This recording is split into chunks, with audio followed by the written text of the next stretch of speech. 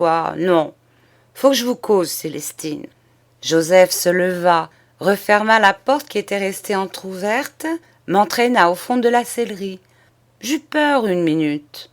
La petite Claire que j'avais oubliée m'apparut sur la bruyère de la forêt, affreusement pâle et sanglante.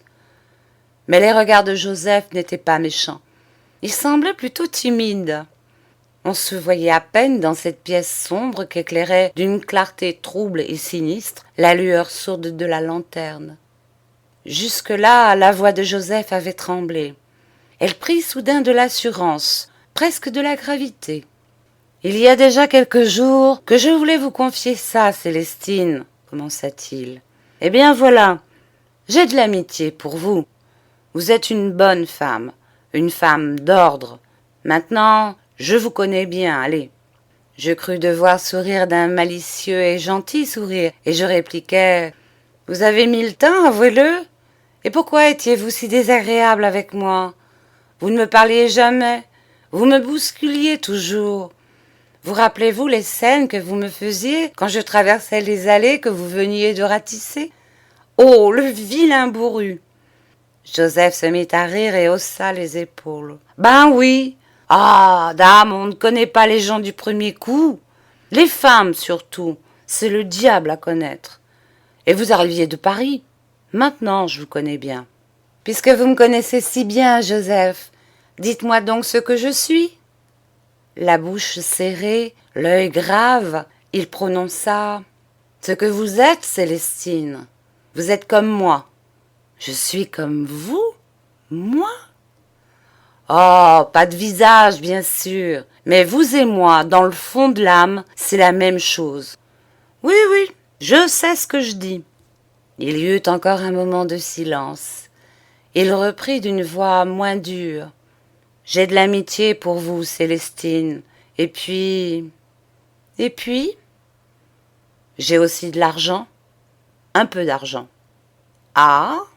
Oui, un peu d'argent.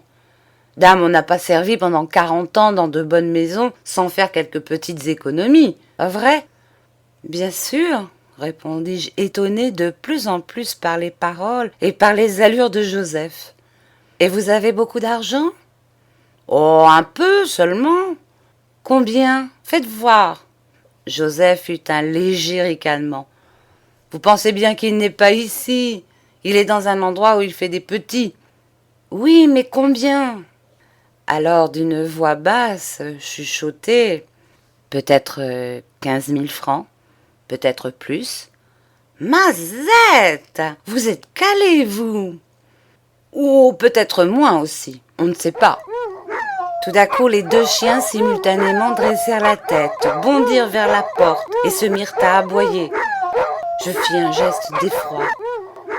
« Ce n'est rien, » rassura Joseph en leur envoyant à chacun un coup de pied dans les flancs. « C'est des gens qui passent dans le chemin. Et tenez, c'est la Rose qui rentre chez elle. Je reconnais son pas. » En effet, quelques secondes après, j'entendis un bruit de pas traînant sur le chemin, puis un bruit plus lointain de barrières refermées. Les chiens se turent. Je m'étais assis sur un escabeau dans un coin de la sellerie. Joseph, les mains dans ses poches, se promenait dans l'étroite pièce où son coude heurtait au lambris de sapin des lanières de cuir. Nous ne parlions plus, moi horriblement gêné et regrettant d'être venu. Joseph visiblement tourmenté de ce qu'il avait encore à me dire. Au bout de quelques minutes, il se décida. « Faut que je vous confie encore une chose, Célestine. Je suis de Cherbourg. Et Cherbourg, c'est une rude ville, allez, pleine de marins, de soldats, le sacré Lascar qui ne boude pas sur le plaisir. Le commerce y est bon. Eh bien, je sais qu'il y a à Cherbourg à cette heure une bonne occasion. S'agirait d'un petit café près du port, d'un petit café placé on ne peut pas mieux. L'armée boit beaucoup en ce moment. Tous les patriotes sont dans la rue. Ils crient, ils gueulent, ils s'assoiffent. Ce serait l'instant de la voir. On gagnerait des 1000 et des 100, je vous en réponds. Seulement voilà, faudrait une femme là-dedans. Une femme d'ordre, une femme gentille, bien nippée et qui ne craindrait pas la gaudriole. Les marins, les militaires, ces rieurs, C'est farceur, c'est bon enfant. Ça se saoule pour un rien, ça aime le sexe, ça dépense beaucoup pour le sexe. Votre idée là-dessus, Célestine? Moi? Fis-je hébétée. Oui, enfin, une supposition. Ça vous plairait-il? Moi? Je ne savais pas où il voulait en venir. Je tombais de surprise en surprise. Bouleversée, je n'avais pas trouvé autre chose à répondre. Il insista. Bien sûr, vous. Et qui donc voulez-vous qui vienne dans le petit café? Vous êtes une bonne femme. Vous avez de l'ordre. Vous n'êtes point de ces mijaurés qui ne savent seulement point entendre une plaisanterie. Vous êtes patriote, nom de nom. Et puis vous êtes gentille, mignonne tout plein. Vous avez des yeux à rendre folle toute la garnison de Cherbourg. Ça serait ça, quoi. Depuis que je vous connais bien, depuis que je sais tout ce que vous pouvez faire, cette idée-là ne cesse de me trotter par la tête.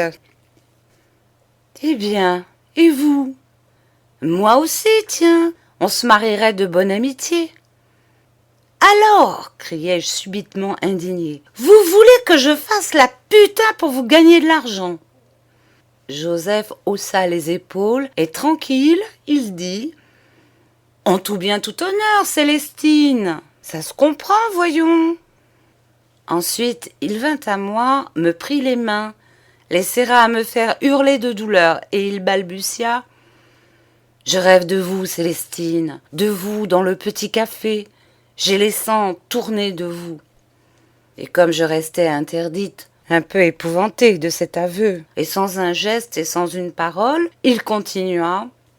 Et puis, il y a peut-être plus de 15 000 francs, peut-être plus de 18 000 francs. On ne sait pas ce que ça fait des petits, cet argent-là, et puis des choses, des bijoux. Vous seriez rudement heureuse d'aller dans le petit café. Il me tenait la taille serrée dans l'étau puissant de ses bras, et je sentais tout son corps qui tremblait de désir contre moi. S'il avait voulu, il m'eût prise, il m'eût étouffée, sans que je tentasse la moindre résistance. Et il continuait de me décrire son rêve. Un petit café bien joli, bien propre, bien reluisant. Et puis au comptoir, derrière une grande glace, une belle femme habillée en Alsace-Lorraine, avec un beau corsage de soie et de larges rubans de velours. Hein, Célestine? Pensez à ça? J'en recauserons un de ces jours, j'en recauserons. Je ne trouvais rien à dire. Rien. J'étais stupéfiée par cette chose à laquelle je n'avais jamais songé, mais j'étais aussi sans haine, sans horreur contre le cynisme de cet homme. Joseph répéta de cette même bouche qui avait baisé les plaies sanglantes de la petite Claire, en me serrant avec ces mêmes mains qui avaient serré, étouffé, étranglé, assassiné la petite Claire dans le bois. J'en recauserons. Je suis vieux, je suis laid, possible. Mais pour arranger une femme, Célestine, retenez bien ceci, il n'y en a pas un comme moi. J'en recauserons. Pour arranger une femme. Il en a vraiment de sinistre. Est-ce une menace? Est-ce une promesse? Aujourd'hui, Joseph a repris ses habitudes de silence. On dirait que rien ne s'est passé hier soir entre nous. Il va, il vient, il travaille, il mange, il lit son journal, comme tous les jours. Je le regarde et je voudrais le détester. Je voudrais que sa laideur m'apparût telle qu'un immense dégoût me séparât de lui à jamais. Eh bien non. Oh, comme c'est drôle. Cet homme me donne des frissons et je n'ai pas de dégoût. Et c'est une chose effrayante que je n'ai pas de dégoût, puisque c'est lui qui a tué, qui a violé la petite Claire dans le bois.